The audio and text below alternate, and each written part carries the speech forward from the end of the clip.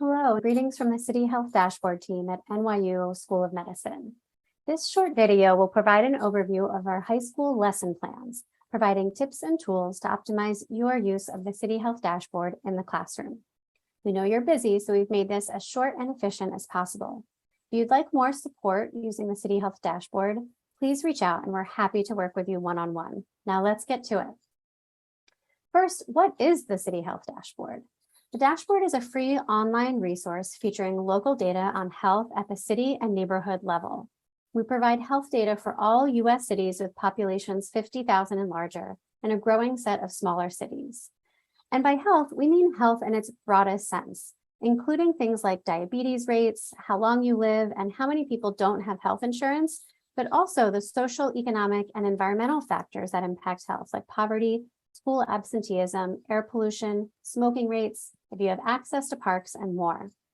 The dashboard is regularly updated with new features and refreshed data, thanks to our funding from the Robert Wood Johnson Foundation. While the primary dashboard users are city leaders, mayors, and health departments, many professors and teachers use the data and maps to teach public health topics in a relatable way. We're excited to now provide a set of lesson plans made specifically for high school teachers to apply the dashboard and its concepts of health equity and data in a variety of subjects spanning science, math, social studies, data science, and even creative writing. These resources are free and available on our site, cityhealthdashboard.com/education, as well as on teacherspayteachers.com, a site where teachers can access all kinds of lesson plans and classroom tools. So what's included in these resources? There's a teacher's guide and 2 lesson plans that can be used individually or together, building on each other. Each lesson has been mapped to curriculum standards for both Common Core and AP Human Geography. You can find those details in the teacher's guide. Lesson 1 provides an introduction to the dashboard through one measure of well-being that impacts daily life but is often taken for granted: broadband internet connection. Because the data on the dashboard can be overwhelming at first, we wanted to give your students a deep dive into a familiar issue that they deal with every day. In this lesson, you'll establish both the significance of broadband to health and well-being, along with the nuts and bolts of the basic format for how data is presented across the dashboard.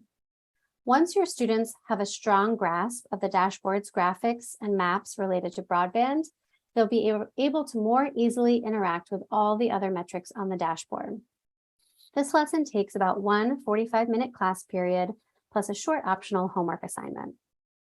In Lesson 2, students can build on what they learned in Lesson 1, working in teams to pull data on specific cities to get a full picture of the health challenges and successes in different cities across the U.S., research solutions, and even pitch their ideas to the class. This lesson is super interactive, and it's kind of like being mayor for a day. This lesson is set up as 2 45-minute class periods plus a short optional homework assignment. Both lessons have slides with teacher's notes, plus a teacher's guide for each lesson, student handouts, and homework.